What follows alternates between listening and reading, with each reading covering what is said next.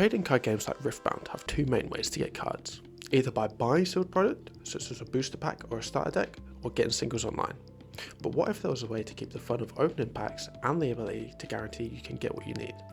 In this series, I'll start with just 2 starter decks and an allowance of 3 packs per week, upgrading my deck, but only by using, selling, or trading the cards that I've managed to pull from packs that I get, eventually aiming to have a full power deck with the aim to win a summoner skirmish. Welcome to ThriftBound. Hello everyone, welcome to the first episode of ThriftBound. I'm pretty excited to do this. I've never really done anything like this or really made any YouTube videos before, so I think it's going to be fun to learn how to actually make videos while also creating the series. So I just thought I'd go through the rules of what is actually going to happen. So like I said in the intro, I'm going to start off with 2 Furor starter decks. I just prefer that and like the end full version of a Furor deck compared to Rumble. It just seems more fun, especially with the baited hook version of the deck, but I'll get into that later. So I'll start with my 2 Furor structure decks, and then each week I'll be able to get 3 packs before my local event. This could be of any set, so in the future if I do want to get set 3 Unleashed or whatever the other ones after that are, Radiance, etc., I can obviously, if the series goes on that long, I could get those packs as well. Or at the minute, if I want to get Spirit Forged or Origins, I can pick either of those. All the cards that I pull, if I do want to sell them or trade them or value them for whatever reason, or basically any product that I get, whether it's prize packs, the 3 packs each week, or anything else, all the card values will be done as the lowest English card market value without postage. It just makes it easier to try and figure out how much each card is worth, whether instead of trying to sell the card and make sure that it sells and then using the money that I get from that and doing all postage costs, it just simplifies it a lot. That will be the same for buying any cards. I'll just use the value of what it is lowest on card market, because in case I get something at locals or I just trade with it, it's easier to also work with the values there. Any packs that I get from entering a tournament, prize packs, Nexus packs, anything like that, they all go into my pool of cards and I can basically do whatever I want with them. And then obviously the goal at the end is to try and, well, hopefully win, or at least try and top one of the skirmishes in my local area. There's normally around 2, maybe 3 a month. I probably won't be going to all of those, but hopefully nearer the end, when I have a slightly better deck, I'll be able to hopefully perform quite well at one of those. So as I said before, the deck that I'm going to aim to try and build by the end of this is going to be a full Furor hook deck. Whether I can actually get that obviously depends on what I pull and how well I perform at locals, but I've just put a mostly generic list on the screen. It's the one that came 5th at the most recent Chinese tournament. It's the main cards that I'm going to need to pick up from this are the Set Brawlers, another Riposte, Akshan, the 3 baited hooks, and the yellow Furoras, the 4-drop yellow Furoras. Everything else isn't too expensive. It shouldn't take too long to get those, but those are the big, basically money cards that I'm going to be looking for. I think to start with, I'm going to try and get the sets, because the orange set is just so good in Furor, instantly triggering your legend ability, and obviously I don't want to get baited hooks first because I will have almost nothing to use my hooks to get into. So I think the last thing I'll try to get is the baited hooks, and before that I might be running a slightly different list, and it's like a hookless Furor to see what I can do. And then hopefully once I get 2 hooks, I can start playing the hook list with the spectral matrons and stuff like that. But yeah, so let's jump into me opening my Furor packs and seeing what I actually get in the booster packs that are contained inside them. Yeah, I think we're all there. So, on to the actual decks that I managed to get. Obviously in each of the structure decks that you obviously get the deck of the 40 at least cards that you obviously know exactly what you're going to get, and then you get a booster pack in each one. So the main cards that I know I'm definitely going to be playing no matter what is the Furor Legend, the Worthy, the 3 might chosen unit, champion unit that can give you guys might accelerate, BF swords, maybe some of the other gear, the unsung heroes, and yeah, I think I'll be taking out quite a lot of these cards once I get a few more packs and just good cards. So onto the actual packs themselves. If I can open them, the only really playable cards I can get are obviously yellow and orange, because those are the colours of my legend, but I'm also obviously looking for good, basically valuable cards of any colour so that I can trade them for better ones. So nothing has really caught my eye. I've got either gears that I would play that I would have 3 copies of, or just cards that I'm not going to play. But I do manage to get a Xin Zhao out of my first pack, although I only had 1 rare, and he's definitely going in my deck. He's just good, basically having accelerate if I have 2 units of base, and just let me score some points, even though he does cost 3 power. But for my deck, he's basically better than half the cards in my deck anyway. So the next pack, there's not really anything that I'd play. I did my like 7th BF sword. I got a Ferris Forerunner and a Hostile Takeover. So while they're not playable in my deck, they are still worth something. So while I was managing and rushing around before locals to make sure that I actually had a playable 40 card deck all sleeved up, this is the actual deck list that I managed to come up with. There wasn't really a whole lot of thought into it. I basically just put any card that I thought was good and playable in the deck. So obviously it's got the 3 punch first, 2 riposte, it's got removal in the strike down and the vengeance. The units are okay, the pit rookies, the unsung hero. I had to put 2 of the Weapon Master Pro in just because I wanted to make sure that I had 2 drops.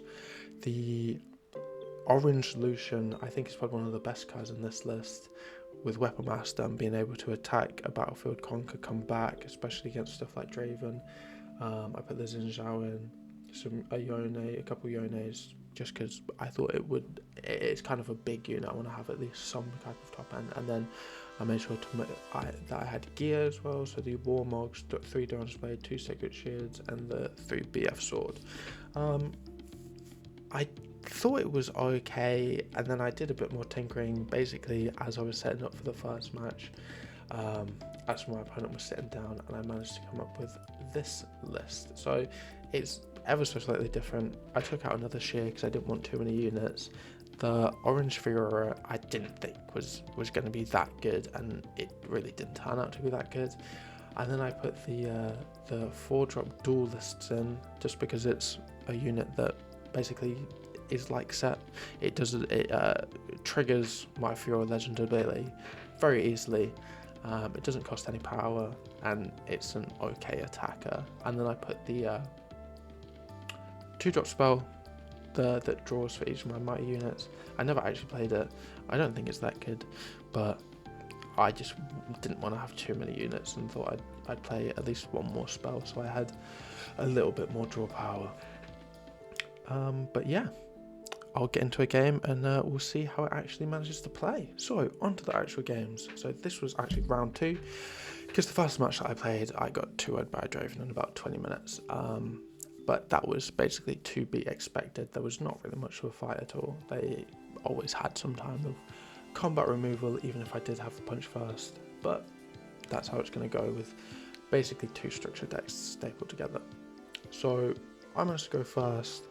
My first turn I play an Unsung Hero, he plays a Scythia on his turn 1, and then on my turn 2 I play a Pit Rookie onto my Unsung, push it into the Monastery so I can just remove the buff and draw a card, and then I play the Weapon Master 2-drop Poro because I don't have anything else that I can actually play in my hand. I don't need to keep anything up for like a punch first, I don't think it's necessary, and I don't have any gear or equipment to play down, so I just advance my board a little bit.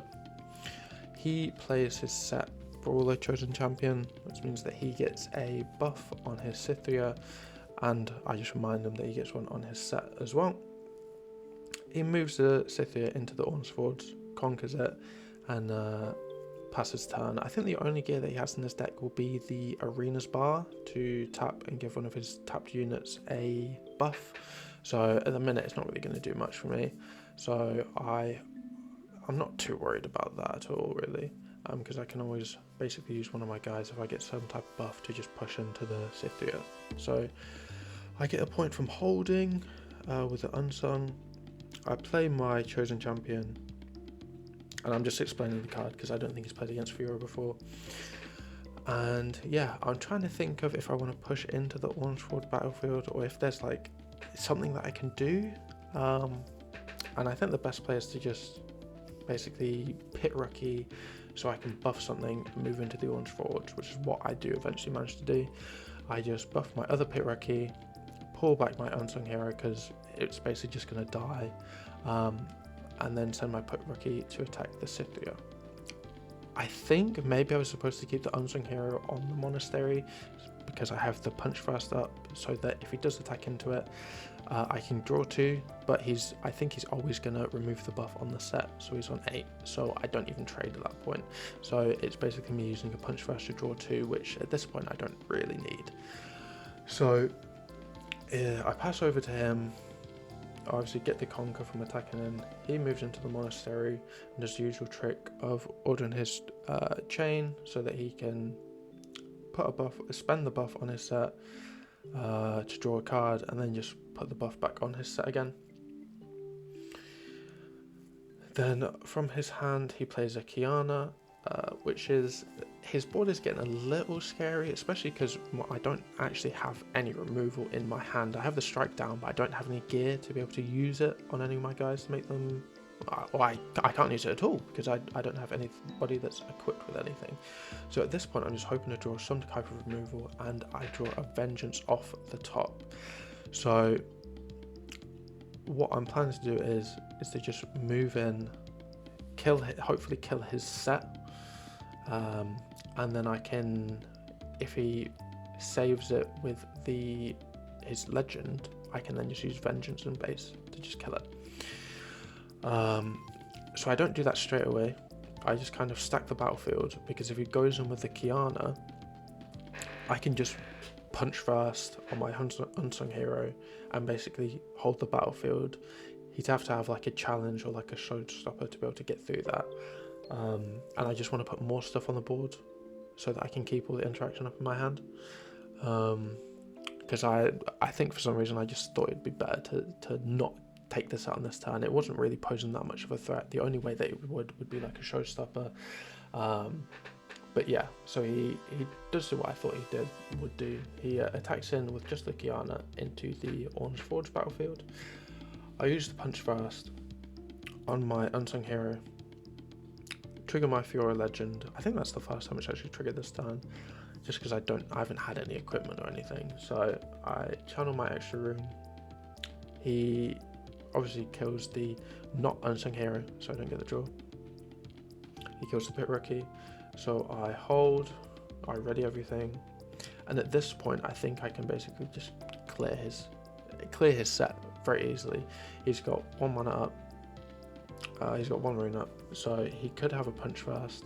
So all I do is I send the duelist in. It triggers my legend because it goes from 3 to 5 with the assault 2. So I channel her in for free. If he does something here, I can always punch fast or something, but he just accepts the trade. He uses his legend to save the set brawler, and then from here I can just use the vengeance to kill his set, and then he doesn't really have anything that I'm too scared of. He has the Fiora Victorious, but that's not going to win him the game by itself, especially because he doesn't have that many cards in hand. I think he's got about 3 at this point, and he just has the Cythria and the yellow Fiora.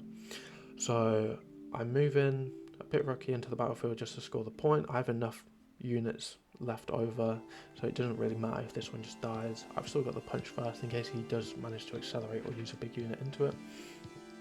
And then I just pull back my unsung hero, and just basically I'm getting ready to score, to double conquer next turn. So he plays his set Kingpin, plays an Arena Bar and taps it to buff his Kingpin. But at this point, unless he attacks in and tries to hold like a stack of battlefield, which is what he does by putting the Cythria and the Fiora on the Orange Forge, I think I'm still going to win because I just have enough might on board. I think even without a punch fast or any type of removal to just take the battlefield. So I think maybe he was supposed to attacking first and then play the yellow set from his hand just to make sure that he can hold the battlefield. But even if he did that, in the turn after, I would just hold to 8. So I managed to win that game. The deck did basically what it was supposed to do, although I didn't draw any gear and didn't really get to trigger my Furor ability. It still worked out in the end. But I thought I would include another clip from the third round that I played, and I'll just show you my hand. I'll just let my hand speak for itself. Death rattle. Oh yeah, you can make No, she's only shield. So she's fine. Good. She's attacking. So as you can see, and you can probably guess, my hand of 5 equipments of 1 Warmog, 2 Doran's Blade and 2 BF Sword, I didn't end up winning that game. I think I played 3 units and I maybe scored 1 point. So yeah, that one definitely did not go well. So in the end of my first Nexus Knight in Spirit Forged and with this deck and this series, I managed to go 1 win and 2 losses. So I think it actually went a bit better than I thought it was going to go. I thought I was just going to lose all 3 of my rounds on my first Nexus Knight, and yeah, but getting 1 win, even though it was against Set, and I don't think he'd played against Furor before, I was still pretty happy with how the deck performed.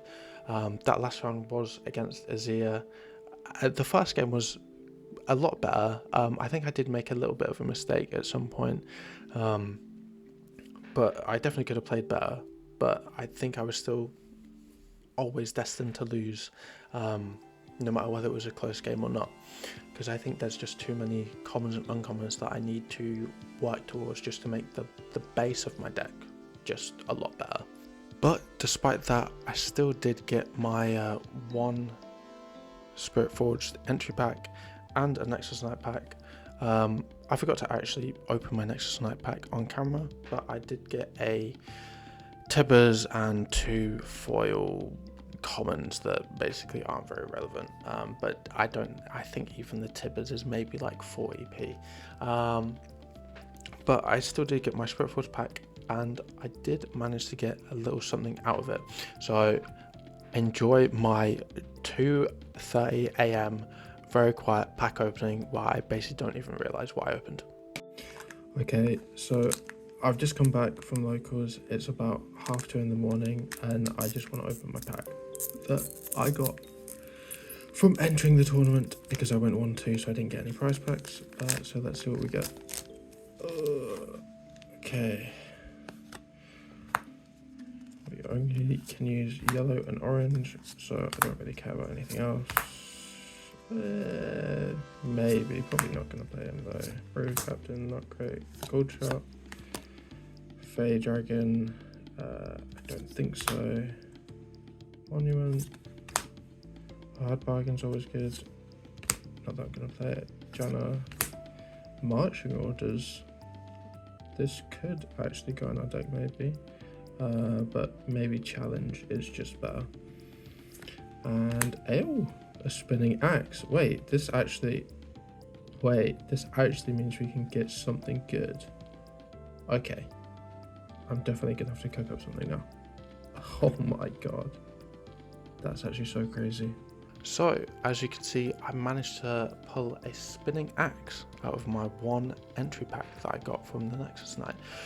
So it's around £25 now, which means that I can do way more than I thought I would ever be able to do on the first episode. I thought I was going to be stuck with about £3 to be able to get commons and uncommons, but with the Spinning Axe pull, I can basically get, I think, all of the commons, uncommons, maybe a riposte, and even one of the orange set brawlers.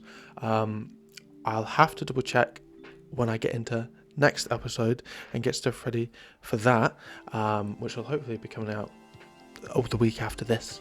I still haven't solidified when I'm going to do any of that, but in that episode I'll let everybody know what I did, the changes I've made to the deck, what I managed to buy, and hopefully with the prices of Spirit Forge still settling and hopefully Bologna doesn't affect Fiora too much, and it doesn't end up winning and everything doubles in price, I think we should be off to a very, very good start.